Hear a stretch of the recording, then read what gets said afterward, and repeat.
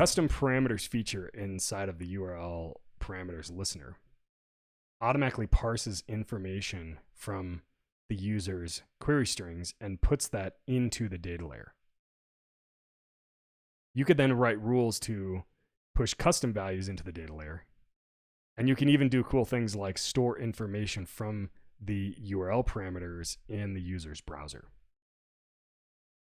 So once we've enabled this feature and we've published our changes, we can take a look at it on our website.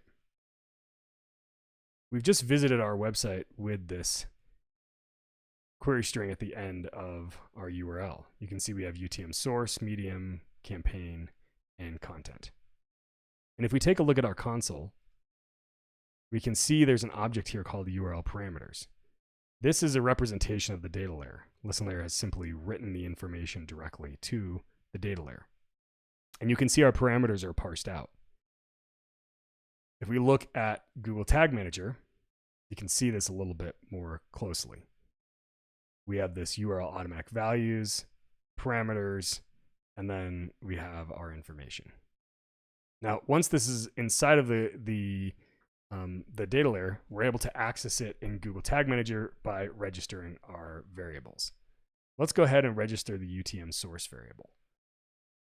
What I'm going to do is I'm going to jump to the console because it allows me to expand these and copy the property path, which is the path to this variable. It makes it super easy inside of Google Tag Manager to then create a variable. So we're going to go to variables and we're going to create new. And this is going to be a data layer variable because we're getting it directly from the data layer. And what we're going to do is we're going to simply paste in the path to this variable.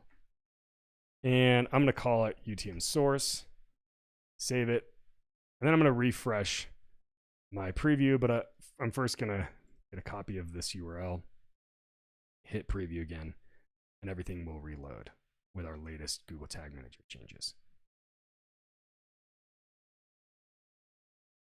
Okay, and again, we can see our URL parameters are being captured and pushed in. Let's go ahead and put our URL with the UTM source on it. And then we'll jump back to Google Tag Manager and we'll look at our activity here. Again, we have our parameters parsed out. And let's see if our variable is now working. We're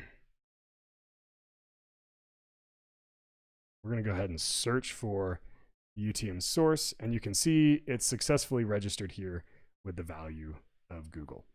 Now, it's cool to be able to access this directly in the Google Tag Manager interface. However, because of the nature of URL parameters, it's probably more valuable to actually use browser storage. With browser storage, we can actually write rules that would allow us to store information from the URL parameters directly into cookies, local storage, and session storage. So I'd recommend jumping into that feature and learning more about how that works.